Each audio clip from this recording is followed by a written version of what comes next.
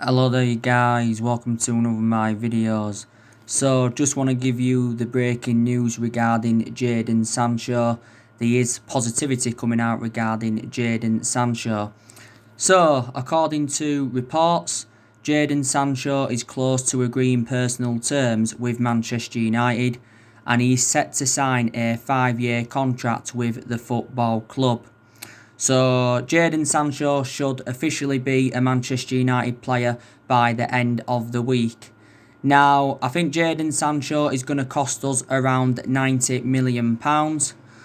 Obviously, that will make him the most expensive English player in history and make him Manchester United's most expensive signing. Now, I don't think we're going to pay this £90 million all in one go. I think we are going to pay it in instalments over the course of the next 2 to 3 seasons. But I think Borussia Dortmund are willing to accept this. And I think there's also like €20 million add-ons included based on Jadon Sancho's performances. I think €20 million equates to around £18 million. So I think the deal in total is worth around 108 million.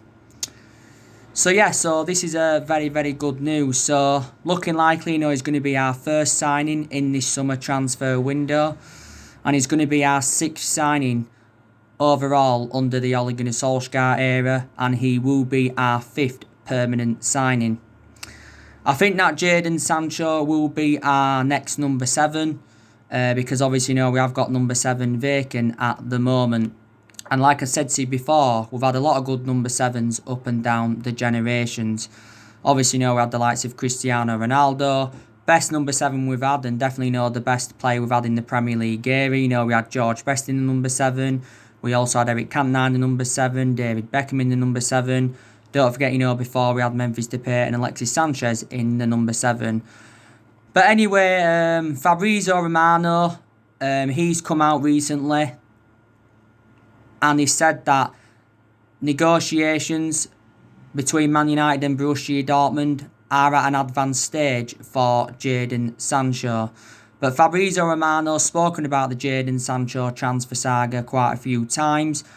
Christian Falk spoken about it the other week. And also too, Simon Stone from the BBC has obviously spoken about it. But now that obviously there's a lot of trustworthy in this, it's definitely going to happen because obviously it's being reported from the BBC, which is a reliable source, and it's also being reported from Sky Sports. Now, Borussia Dortmund have already set their deadline for the sale of Sancho. Obviously, they've told Man United we've got until the 10th of August to sign the player. And I think we would have signed him by the 10th of August. But obviously, as I updated you yesterday, there were stories coming out saying that Man United are expected to sign Sancho on Friday, the 7th of August and that. But yeah, we're finally going to get him on the board. I did say, we'd get him because we have got qualification for the Champions League. But if we hadn't got qualification for the Champions League, then I don't think we'd have got Sancho on the board. But, Borussia Dortmund have come to accept the fact that obviously, he does want to leave. Borussia Dortmund are obviously now looking for replacements for him. They've been interested in Memphis Depay from Lyon. They've been interested in Rashica from Werder Bremen. They've also been interested in Jonathan Ecoke from Lille. So they definitely will replace Jadon Sancho. Will Borussia Dortmund. Sancho, still got a contract with Dortmund until 2022. I think he's enjoyed 3 good years with Borussia Dortmund. He really, really has.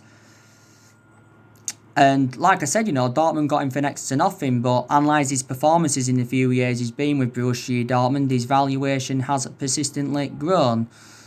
I've already outlined the reasons why I'm excited about Sancho coming in because he's well proven in the Premier League. Plus, he's got a very, very good friendship with Marcus Rashford. And he's predominantly a right winner. And, Manchester United are in search for the right winner and that. But, when we do get Sancho in, I think, Mason Greenwood will get a different role at the football club. I really, really do. And there's actually now a possibility chance that we could loan Daniel James out. Don't forget, there was reports coming out last week, though, saying that we agreed an initial £60 million fee with Dortmund for Sancho. and it said that there was going to be around 30 or 40 million pounds in add-ons. Obviously, based on Jadon Sancho's appearances, on how Man United progress in the Premier League and the Champions League, and that turned out not to be true. Obviously, it said there was reports coming from the German press last week saying that we allegedly had an £89 million bid turned down for Sancho, but actually, Manchester United had denied this. But he is our number one priority target, and he has been our number one priority target for a while. We are now the only club that had him for him anyway. It did say not too long ago, though, from Kicker, that his actual preference was a move to Liverpool over Manchester United. Because obviously, he felt as though he's a lot more chance of winning trophies at Liverpool than he has at Man United. But Liverpool don't want him enough. Don't forget, Chelsea have obviously, wanted him before. Yeah. But the main explanation why Sancho left Manchester City, he enjoyed 2 years with them, but the main reason he left them is because he did not get assured any first-team opportunities. And he's only, 20 or 21 years of age. But he'll do very, very well alongside the likes of, Rashford and Martial and that in our attacking line. And he will fit Ole Gunnar Solskjaer's transfer strategy perfectly, because Solskjaer did say earlier on in his managerial career he wants to recruit young British talents to Manchester United and all of that. So that is the breaking news on him. You saw my video that I did this morning, and it actually said that Man United are now willing to pay the £108 million that Borussia Dortmund want. But it did say we'd pay it in 3 instalments. It was saying like we'll pay like £63 million up front now. Then we'll pay the further £40 million in the next couple of years. But I don't think we can afford to pay it all in one go, obviously, due to the coronavirus pandemic. So anyway, that is the breaking news regarding Jadon Sancho. Obviously, we need more than Jadon Sancho at the football club. Solskjaer did say he wants to make at least 3 signings in this summer transfer window. Ed Woodward obviously said he wanted to make 3 signings after we complete the signing of Sancho and that, because there's still areas in the squad where Manchester United do need to strengthen up. Obviously I think we need a holding midfielder. We're obviously looking to get a centre half in, despite the fact that we've got 7 centre halves in the team. We're looking for someone to go alongside Harry Maguire. Obviously we're looking to get a left back. Our 2 predominant left backs are Luke Shaw and Brandon Williams. But I've got to say, when it is official, I've got to say, Jadon Sancho signing of the summer without a shadow of a doubt. Really, really is. I just, by the way, want to give you some news on Alexis Sanchez as well. There's also positivity coming out regarding Alexis Sanchez. So, according to Corriere della Sera, which is an Italian newspaper, they have said that Inter Milan have agreed to sign Alexis Sanchez permanently, and it actually will be announced after Inter Milan's game against Getafe on Wednesday in the Europa League. Reportedly, Inter Milan are going to pay around $13.5 million to get him permanently, and Sanchez will sign a contract with Inter Milan until 2023. So this is very, very good news. It actually did recently say that we turned down an offer from Inter Milan because Inter Milan had put a loan offer in plus an obligation to buy for around £13 million, but like I said, turned down by Man United. I think we've said we want around £15 million to let Sanchez go permanently. Now, Sanchez, of course, did join Inter Milan on a 10-month loan last summer. Obviously, there was no obligation to buy included in the deal, or there was no option to buy. And I don't think he's been great on his loan spell with Inter Milan. He has done well recently, though. But let's put into the equation, Sanchez was out with that injury. I think he had a dislocated ankle and he was out for a good 3 months. Sanchez, of course, has still got a contract with Man United at the moment until 2022. Solskjaer did say recently that he wants Sanchez back at Manchester United because he'd like to give him another opportunity. But Sanchez is refusing to return to the football club because there'd be no point in Sanchez coming back anyway, because obviously he wouldn't get in the team. he'd be used as a squad player, Sanchez, if he came back to Manchester United. And I thought Sanchez, did endure a difficult 18 months at the football club. I've got to be honest with you. We did get Sanchez back in January 2018 as part of a swap deal of Mkhitaryan going to Arsenal. And we thought Sanchez would have been exceptional. But he wasn't, and he failed to replicate, what he did in his 3.5, 4 years with Arsenal. He also failed to replicate what he did at Barcelona when he was younger under Pep Guardiola's guidance. Sanchez was due to return to Manchester United on the 7th of August. But looking like now, Inter Milan have got him permanently. Throughout the course of this loan, Inter Milan have been paying him around 150 grand a week. We've been paying him like £300,000 a week. So we've still been paying the vast majority of his wages. His wages at Man United are 400 grand a week, potentially rising up to 500 grand a week based on the image rights and the bonuses and that. So yes, that's also very, very good news. But as you all know, our transfer budget for the summer transfer window has already been revealed. It said Solskjaer's got around £140 million to spend. Solskjaer's obviously notified the board to back him in this summer transfer window. But obviously, we've got a qualification for the Champions League now. We are going to attract players to the elite level. And I've got to say, Champions League qualification and finishing third is very, very good.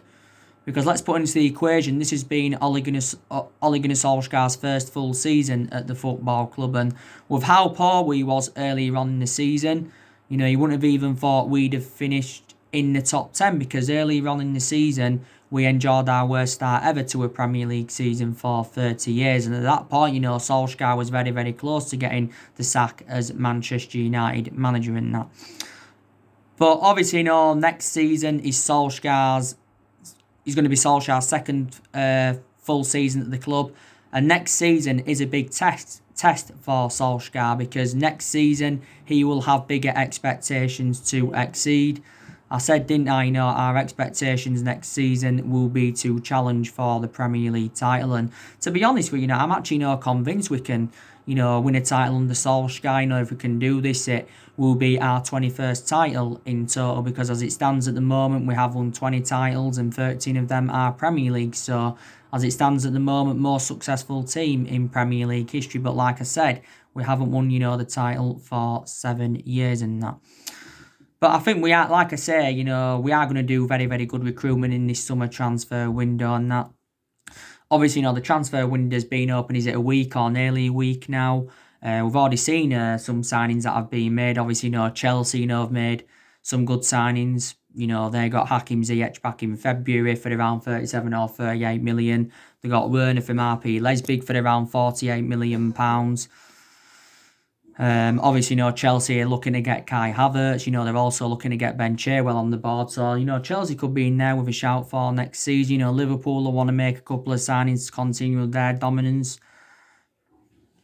Obviously, Man City have recently signed Nathan Ake from Bournemouth for around 41 million. He'll look good alongside Laporte in their back line. I think they signed another player, and I think they've got Ferran Torres as well from Valencia. I think they're going to get him for around £27 million. Charlie, I'm waiting all this woodwork up for you on Thursday. Alright. We're on windows tomorrow, Wednesday. There were loads of paint left, emulsion and gloss. So Robert's let me keep it all. Yeah. So I'm going to gloss it up on Thursday and Bev's going to do bathroom tomorrow, all walls white and all ceiling white. Yeah, alright. What's the smell of it in here? I don't know. Is it eye liquid? Yeah. Have they contacted you about that? No. What a fucking wanker.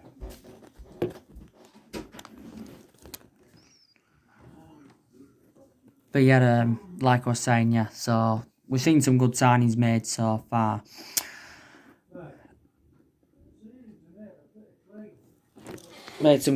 Yes, we have made some good signings so far. Just wait there a second, sorry about that. And yeah, but I've got to say, our recruitment has really, really improved under Ole Gunnar Solskjaer. I've got to be honest with you.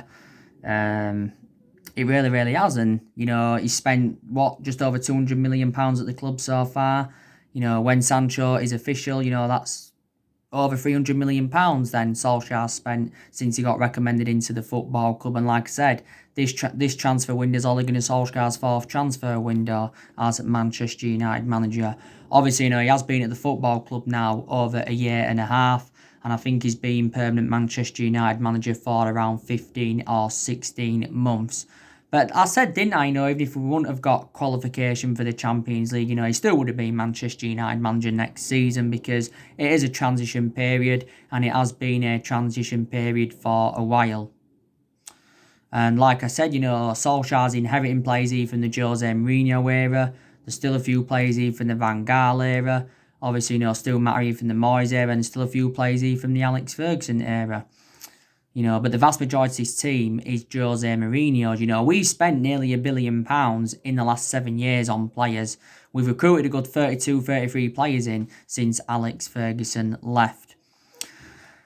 But like I say, I've really seen improvements under Solskjaer, and we have really rejuvenated ourselves since January. We're unbeaten in our last 14 Premier League games.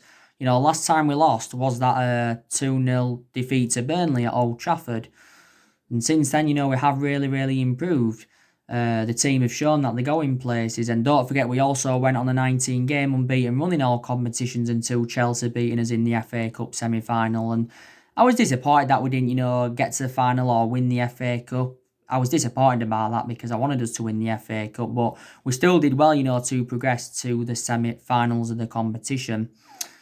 But like I said to you, there's still improvements needed, don't get me wrong. I think we need to keep the ball better, we need to be more quicker on the flanks. I think we need to be slightly more clinical in front of goal. I think defensively, we also need to improve. So there's still improvements needed at Manchester United. I've also got to say that Solskjaer's decision-making is improved. In few games this season, he showed a lot of tactical flexibility, but on the other hand, in a lot of games as well, he's been very tactically naive, where he hasn't really had a plan A or hasn't really had a plan B. Solskjaer has made a lot of rotation throughout the course of the season. Obviously, reflects on the injuries that Man United have had. There was a period where Solskjaer went with the exact same team for 5 games in a row in the Premier League, and that's the first time we've done that since February 1993. It's the first time we've done that. I also think that, Solskjaer has promoted the youth very well. The young players have been given their chances, which is very good to see. There's some young players, though, that have found game time difficult. Like I said, our record against the top 6 sides throughout the course of the season were very good as well.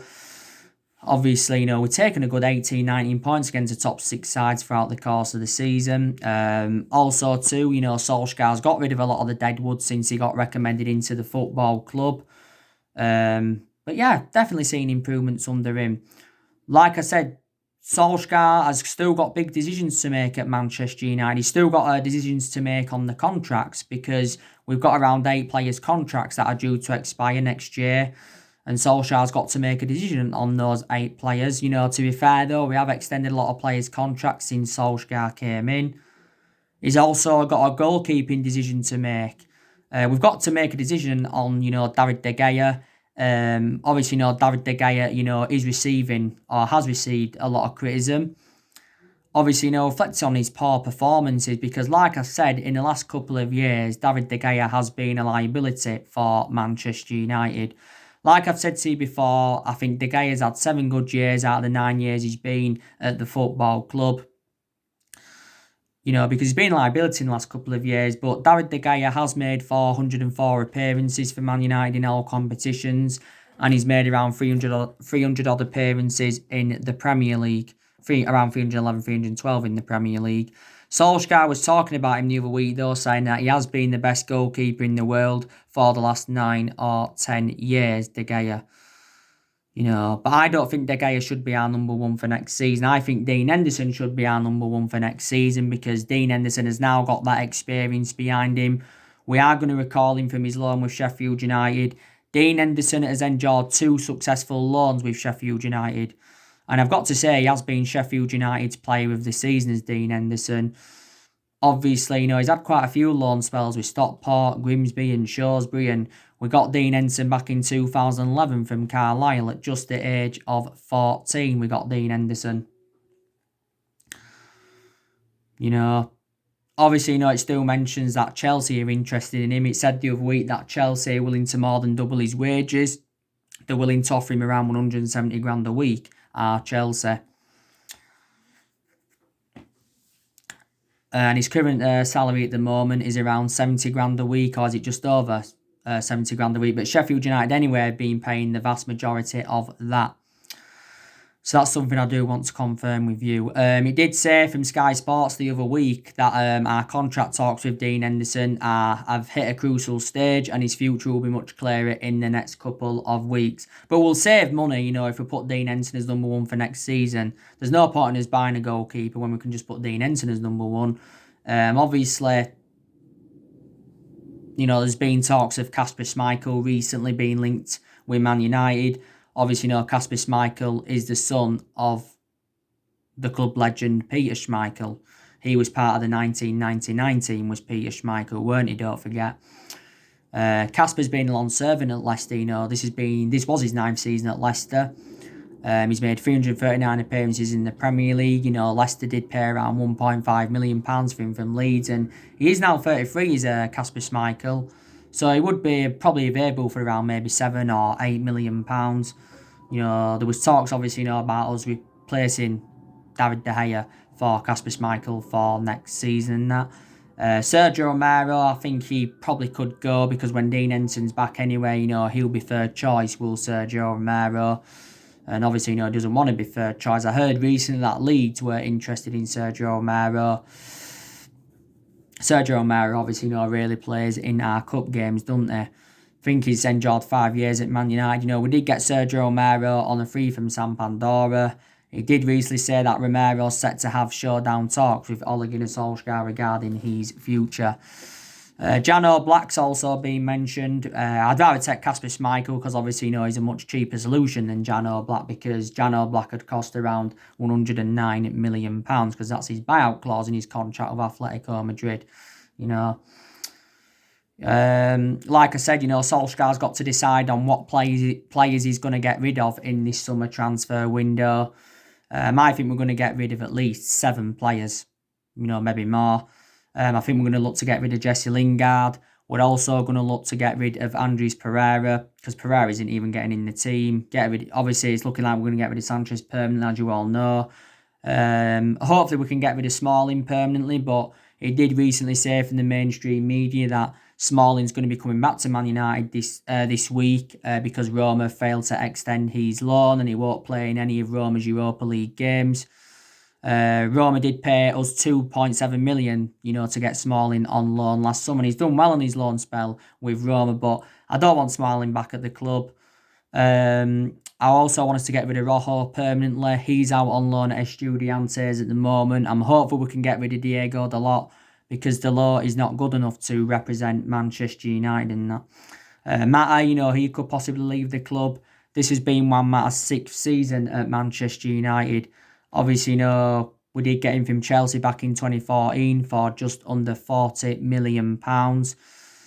I think he's been a good servant at the club. And obviously, in his first couple of years, he was getting a hell of a lot of starts. But now he doesn't really get in the team. But still makes an impact when he gets given his chances. I think Solskjaer is going to decide or has decided on what players he's going to loan out. We'll loan a few players out. We're going to loan Garner out, obviously. Cardiff and Swansea and Sheffield Wednesday want him. We should loan Tahith Chong out because Tahith Chong isn't getting in the team enough.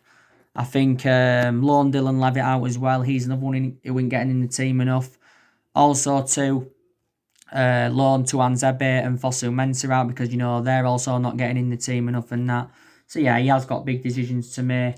I was reading earlier on today that Ed Woodward was at our Carrington training ground and he was set to hold talks with Solskjaer on what the outcome's going to be in this summer transfer, what players are going to come in and obviously what players are going to depart the club. We have got some injuries at the moment. Like I said, Luke Shaw, he's out for the rest of the season. He's got an ankle injury. I think, to be fair, Luke Shaw's enjoyed a good season. missed the first part of the season with injury. Then the midway point did very, very well, and obviously, got that ankle injury towards the end of the season. Tuan Zebe, I heard that he's out until September. Phil Jones has been out with injury recently. And don't forget, Eric Bay's just recovered from a concussion. Some people would say sell or loan Eric Bay out. Not because he's a bad centre-half. It's just that, he is injury-prone. And that, is the only problem. That is the only problem in that. Obviously, you saw my video that I did earlier on. I give you a preview for, our game against Lask. That is obviously, Wednesday, 8 o'clock kickoff at Old Trafford in the last 16 of the Europa League second leg. Obviously, we are 5-0 up from the first leg. So, obviously, we are into the quarterfinals of the Europa League. And we do either play Copenhagen or Istanbul Başakşehir. And if we get to the semi-finals of the Europa League, we either play Wolves, Sevilla, Roma, or Olympiacos. We are the favourites to win the Europa League. But like I've said, the Europa League is a priority for us. Because obviously, if we win the Europa League, it will be our first trophy under the Ole Gunnar Solskjaer era. And it will be our first trophy in over 3 years if we win the Europa League. So that is our focus now. But Solskjaer, is going to make changes, obviously, for the games in the Europa League. You definitely will make changes in that. He's going to rest several key players. Like I said on my preview earlier on, I think he's going to rest the likes of Maguire. Maybe he'll rest Bissaka. Probably rest Bruno Fernandes and Pogba. I think he'll rest Rashford. I think he'll rest Anthony Martial. Obviously, Luke Shaw's not available. I think he should drop De Gea and put Sergio Romero in goal. Maybe drop Matic and put McTominay and Fred there. So yeah, he will make a lot of rotation in the squad. But there's more news is going to definitely update regarding Jadon Sancho, and if it does, I will be back on this channel. And that.